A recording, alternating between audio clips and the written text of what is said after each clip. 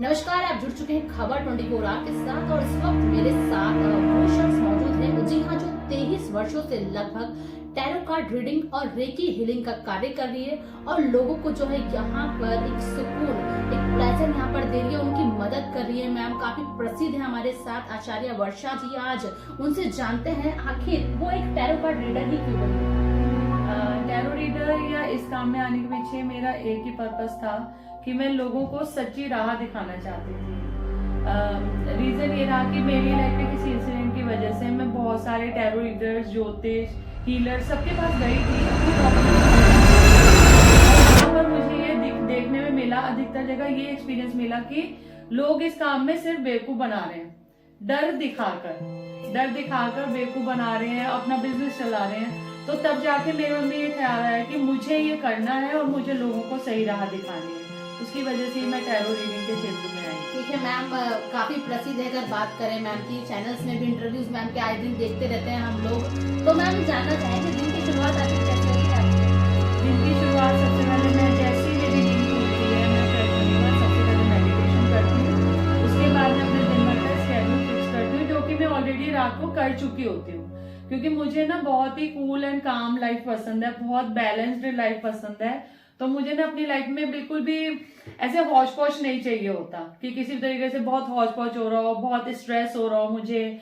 तो मैं बहुत कूल काम रह के काम करना चाहती हूँ। तो मैं बहुत ही ना, एक तो मैं टाइम मैनेजमेंट बहुत अच्छे से करके चलती हूँ, समय को बिल्कुल भी वेस्ट नहीं करती किसी भी तरीके से, ठीक है। और दूसरी चीज मुझे ये रहती है कि सब कुछ बहुत बैलेंस वे में चले।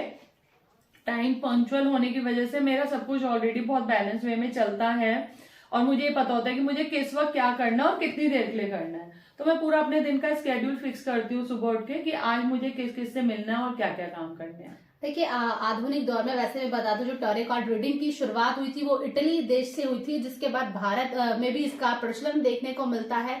कई लोग उत्सुक रहते हैं अपने भविष्य को जानने के लिए, कुछ कुंठाएं, कुछ परेशानियां उनके पास रहती है, तो वो चाहते हैं कि किसी ज्योतिषी से या फिर किसी टैरो कार्ड रीडर से अपने भविष्य के बारे में जाने। और आजकल ये चल भी रहा है कि टैरो कार्ड रीडर्स काफी आपको यूट्यूब चैनल पर, काफी सोशल मीडिया पर देखने के लिए मिलेंगे। लेकिन अगर हम इसके इतिहास की बात करें तो थोड़ा हाईलाइट करेंगे मैम इसके इतिहास को?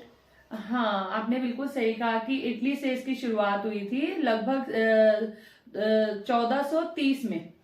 तो इटली से इसकी शुरुआत हुई थी और इससे पहले जो आते थे लेनोर्मा आते थे। लेनोर्मा भी एक कार्ड हुआ करते थे। जैसे यहाँ पर ज्योतिष हुआ करते थे, वैदिक ज्योतिष, रमल ज्योतिष इंडिया में, इसी तरह फॉरेन में भी उनको, क्योंकि वो भविष्य जानना चाहते थे और एक जरिया चाहिए था, तो टैरो कार्ड की शुरुआत की गई। क्योंकि कुछ भी जानने के लिए हमें एक चैनल की जरूरत होती है, तो टैरो कार्ड एक तरह से एक चैनल का काम करते हैं, एक जरिए का काम करते हैं। तो वहां से फिर टैरो की शुरुआत की गई थी। मैम, कौन कौन लोग हैं जब आपके पास यहाँ पर क्लाइंट आते हैं तो उसमें क्या महिलाएं होती है शामिल या पुरुष? नहीं, उसमें महिलाएं, पुरुष, यहाँ तक कि हर रिलीजन के लोग आते हैं। मतलब ऐसा नहीं है कि सिर्फ हिंदू आएंगे या सिर्फ मुसलमान आएंगे या ईसाई आएंगे, सिख आएंगे, सभी धर्मों के लोग यहाँ पर आते हैं अपनी जानकारी अपने बारे में जानने के लिए। और बल्कि अगर बाहरी तौर पे देखा जाए तो ऐसा कहा जाता है कि और रिलीजन के लोग ये चीजें नहीं मानते या वो इस तरह के रिचुअल्स नहीं करते या इस तरह के जो भी हम उपाय बताए नहीं करते हैं। मगर मेरा ये एक्सपीरियंस है कि मेरे पास हर धर्म के लोग आते हैं और हर तरह के उपाय करने के लिए भी वो तैयार हैं। आपने अभी सबसे शुरुआत में कहा कि जब आप थे तो आप भी रिलायबल नहीं थे कहीं ना कहीं इन चीजों को लेकर, लेकिन अभी भी ऐसा देखा गया है कई लोग नहीं रहते रिलायबल, फिर भी क्या बोलेंगे उस नेगेटिविटी को लेकर? देखो, उस नेगेटिविटी को लेकर मैं तो ये कहना चाहूंगी कि कर्मा हमेशा स्ट्राइक्स बैक, हमेशा कर्मा आपको लौट कर मिलता है। तो मैंने इस फील्ड में आने के बाद तो बिल्कुल इस चीज पे मैं हमेशा अड़ी रहती हूँ, क्योंकि मुझे पता है कि जितना हम देंगे वो वापस लौट कर आएगा। वो कर्मा ना दिवाली की सोन पापड़ी की तरह है, आप दोगे तो वो लौट कर आपके पास जरूर आएगा।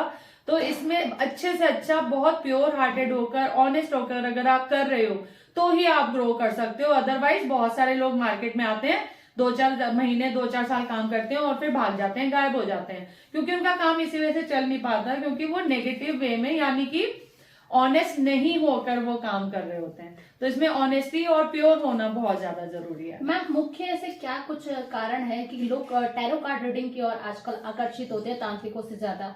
नहीं, ऐसा नहीं है मेरे विचार में, क्योंकि मैं एक तांत्रिक भी हूँ, तो मैं तो ये कहूंगी कि दोनों चीजें मैटर करती हैं। क्योंकि तांत्रिक में, तंत्र से हम लोग उनको रेमेडीज देते हैं, उनको उपाय देते हैं, उनकी प्रॉब्लम का सॉल्यूशन देते हैं। और टैरो क्या कर पाता है, सिर्फ प्रेडिक्ट कर पाता है, सिर्फ बता पाता है भविष्य में क्या होने वाला है, उसका एक इशारा दे पाता है। तो ऐसा नहीं है कि तंत्र से ज्यादा टैरो में आते हैं, ऐसा नहीं है। दोनों इवन ज्योतिष में भी हर चीज के लिए लोग आते हैं इक्वली। लगभग कितने दिन में मैम क्लाइंट आप कर लेते हैं मैनेज? लगभग एक दिन में मेरे पास 9 से 10 एवरेज होते ही हैं लोग जो आते हैं। कुछ लोग आते हैं, आप तो जब से कोविड आया है तो लोगों को ऑनलाइन की भी आदत पड़ चुकी है, तो ऑनलाइन क्लाइंट्स भी होते हैं। तो लगभग 9 से 10 तो होते ही हैं, कभी ज्यादा भी हो जाते हैं। और जिस तरीके से मैम 23 वर्षों से आप ये कर रहे हैं, लोगों की मदद कर रहे हैं, तो क्या कभी ऐसी कोई स्टोरी रही कोई जो क्लाइंट ने आपको खुद आकर बताई कि हाँ मैम मेरे साथ बहुत ऐसा हुआ? सारी अनगिनत स्टोरीज हैं ऐसी, अनगिनत लोग हैं ऐसे जो मुझे डेली फीडबैक देते हैं। जब उनका कुछ काम मैं उनको बताती हूँ कि ऐसा होने वाला है और ऐसा ऐसा होगा आपके साथ, जब उनको बताया जाता है तो कई बार उनके उनमें डाउट भी होता है कि ऐसा होगा कि नहीं होगा। अरे नहीं मैम, मुझे नहीं लगता ऐसा होगा। मगर जब वो चीज हो जाती है तो खुद आके फीडबैक देते हैं कि नहीं मैम ऐसा ऐसा हुआ था आपने। इवन मैं तो सच बताऊं, मैं तो बताने के बाद, क्योंकि डेली इतने लोगों से मिलना होता है कि मैं बताने के बाद भूल जाती हूँ कि मैंने इन्हें क्या बताया था। बट जब वो खुद आके फीडबैक देते हैं और याद दिलाते हैं तो बड़ा अच्छा लगता है कि हाँ ठीक है, मेरा प्रेडिक्शन सही निकलता क्या है। क्या मैम देहरादून से ही आते हैं क्लाइंट, क्या बाहर से भी नहीं आते नहीं, हैं? मेरे ऑल ओवर वर्ल्ड हैं, देहरादून में भी हैं, नेशनल लेवल पे, इंटरनेशनल लेवल पे मेरे क्लाइंट्स हैं। मैम एक सवाल और, ये जो सोलमेट का शब्द कई बार यूज हो जाता है कि हमारा सोलमेट हमें मिलेगा कि नहीं, तो ये सच में आजकल तो ये सोलमेट वर्ड बहुत ज्यादा ट्रेंड में आ चुका है और जिसको देखो वो ये जानना चाहता है कि उसके सोलमेट के बारे में। सोलमेट बेसिकली हमारी ही सोल का एक टूटा हुआ टुकड़ा। जैसा ऐसा कहा जाता है कि जब ईश्वर ने हमें ऊपर से इस दुनिया में भेजा था तो हमारी सोल के कुछ टुकड़े कर दिए थे जो कि सोलमेट कहे जाते हैं, और ये माना जाता है कि ये हमारे क्षेत्र में आई थी। ठीक है मैम, काफी प्रसिद्ध है। अगर बात करें मैम की, चैनल्स में भी इंटरव्यूज मैम के आए दिन देखते रहते हैं हम लोग, तो मैम जानना चाहेंगे दिन की शुरुआत आखिर कैसे होती है आपके? दिन की शुरुआत सबसे पहले मैं, जैसे ही मेरी नींद खुलती है, मैं फ्रेश होने के बाद सबसे पहले मेडिटेशन करती हूँ। उसके बाद मैं अपने दिन भर का स्केड्यूल फिक्स करती हूँ, जो कि मैं ऑलरेडी रात को कर चुकी होती हूँ। क्योंकि मुझे ना बहुत ही कूल एंड काम लाइफ पसंद है, बहुत बैलेंस्ड लाइफ पसंद है। तो मुझे ना अपनी लाइफ में बिल्कुल भी ऐसे हौच पौच नहीं चाहिए होता कि किसी भी तरीके से बहुत हौच पौच हो रहा हो, बहुत स्ट्रेस हो रहा हो मुझे।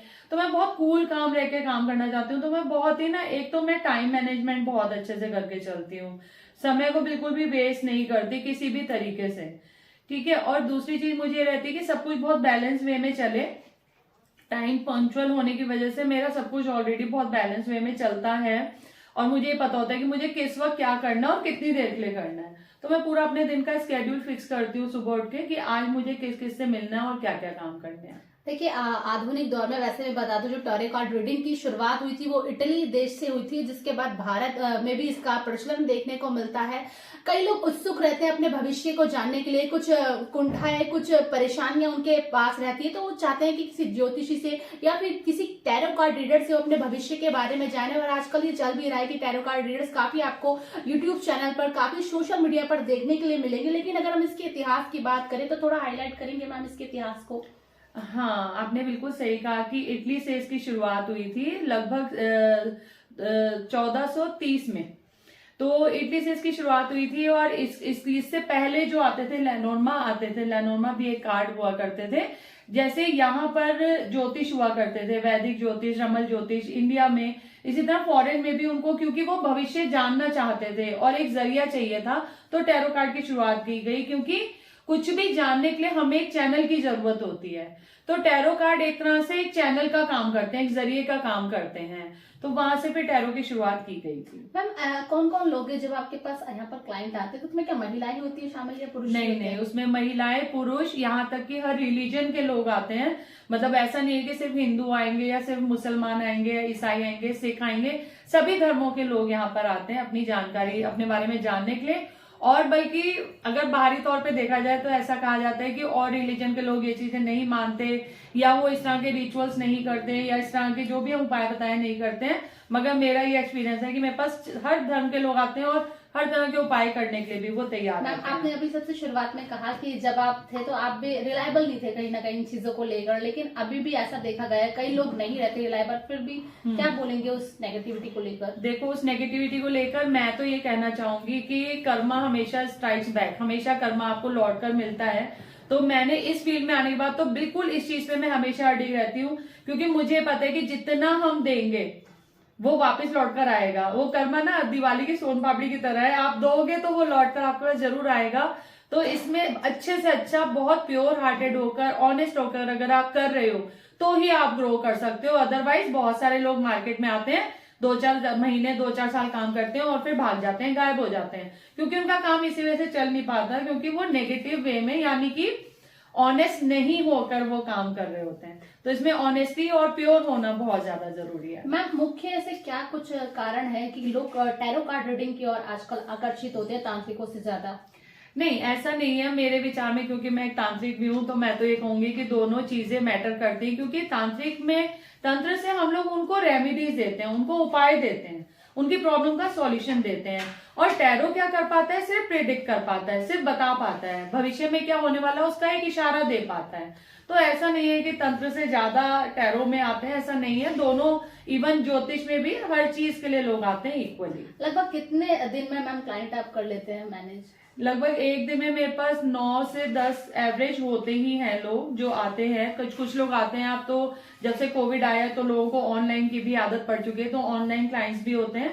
तो लगभग 9 से 10 तो होते ही हैं, कभी ज्यादा भी हो जाते हैं। और जिस तरीके से मैम 23 वर्षों से आप ये कर रहे हैं, लोगों की मदद कर रहे हैं, तो क्या कभी ऐसी कोई स्टोरी रही कोई जो क्लाइंट ने आपको खुद आकर बताई कि हाँ मैम मेरे साथ बहुत ऐसा हुआ? सारी अनगिनत स्टोरीज हैं ऐसी, अनगिनत लोग हैं ऐसे जो मुझे डेली फीडबैक देते हैं। जब उनका कुछ काम मैं उनको बताती हूँ कि ऐसा होने वाला है और ऐसा ऐसा होगा आपके साथ, जब उनको बताया जाता है तो कई बार उनके उनमें डाउट भी होता है कि ऐसा होगा कि नहीं होगा। अरे नहीं मैम, मुझे नहीं लगता ऐसा होगा। मगर जब वो चीज हो जाती है तो खुद आके फीडबैक देते हैं कि नहीं मैम ऐसा ऐसा हुआ था आपने। इवन मैं तो सच बताऊं, मैं तो बताने के बाद, क्योंकि डेली इतने लोगों से मिलना होता है कि मैं बताने के बाद भूल जाती हूँ कि मैंने इन्हें क्या बताया था। बट जब वो खुद आके फीडबैक देते हैं और याद दिलाते हैं तो बड़ा अच्छा लगता है कि हाँ ठीक है, मेरा प्रेडिक्शन सही निकलता क्या है। क्या मैम देहरादून से ही आते हैं क्लाइंट, क्या बाहर से भी नहीं आते नहीं, हैं? मेरे ऑल ओवर वर्ल्ड हैं, देहरादून में भी हैं, नेशनल लेवल पे, इंटरनेशनल लेवल पे मेरे क्लाइंट्स हैं। मैम एक सवाल और, ये जो सोलमेट का शब्द कई बार यूज हो जाता है कि हमारा सोलमेट हमें मिलेगा कि नहीं, तो ये सच में आजकल तो ये सोलमेट वर्ड बहुत ज्यादा ट्रेंड में आ चुका है, और जिसको देखो वो ये जानना चाहता है कि उसके सोलमेट के बारे में। सोलमेट बेसिकली हमारी ही सोल का एक टूटा हुआ टुकड़ा। जैसा ऐसा कहा जाता है कि जब ईश्वर ने हमें ऊपर से इस दुनिया में भेजा था तो हमारी सोल के कुछ टुकड़े कर दिए थे जो कि सोलमेट कहे जाते हैं। और ये माना जाता है कि हमारी पूरी लाइफ में हमें एक बार जरूर मिलते हैं। अब सोलमेट का मतलब, लोगों को एक भ्रम है कि सोलमेट का मतलब प्रेमी या प्रेमिका, मगर ऐसा नहीं है। सोलमेट का मतलब हमारी ही सोल का टुकड़ा। वो हमें किसी भी वे में, किसी भी रूप में मिल सकता है। किसी को उनके पेरेंट्स के रूप में, भाई बहनों के रूप में, किसी खास दोस्त के रूप में, और कुछ नहीं तो अगर आपका सोलमेट आपको ऐसे भी मिल सकता है कि आप कहीं गए, रास्ते में आपने किसी से रास्ता पूछा और आपका उससे एक अच्छा इंटरेक्शन हुआ, आप बाद में उसके बारे में सोचते रहे कि इससे मुझे और बात करनी चाहिए थी। हो सकता है वो भी आपकी आत्मा का टूटा हुआ टुकड़ा हो। हाँ मैम, जब लोग रीडिंग कराते हैं आपसे तो क्या कितना प्रभावित करती है रीडिंग उनको, मतलब एकदम से?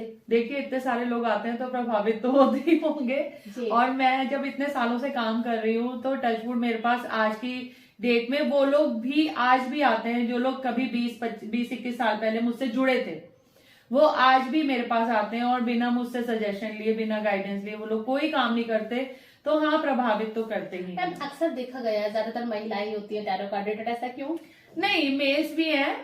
कल एक किस्सा बताऊंगी। कल मेरा एक स्टूडेंट आया था कुछ सामान लेने के लिए, तो उसने मुझे यही कहा, कहता मैम मुझे भी ऐसा लगता है कि फीमेल्स इस काम में ज्यादा सक्सेसफुल है। मे बी इसीलिए कि हम फीमेल ज्यादा सेंसिटिव होते हैं, ठीक है, और हम लोग दूसरे की परेशानी के साथ ज्यादा अच्छे से कनेक्ट कर पाते हैं, क्योंकि फीमेल सेंसिटिव ज्यादा होती है, इमोशनल ज्यादा होती हैं, उनमें ममता की, प्यार देने की भावनाएं शायद ज्यादा होती है। वैसे मैं मेल फीमेल जेंडर को लेके कुछ ऐसे वो बात नहीं कर रही हूँ कि कोई कम या ज्यादा, मगर मुझे ऐसा लगता है कि फीमेल ज्यादा सेंसिटिव होती हैं, तो वो ज्यादा अच्छे से लोगों से कनेक्ट होकर उनकी प्रॉब्लम को समझ पाती हैं और उनको समझा पाती हैं।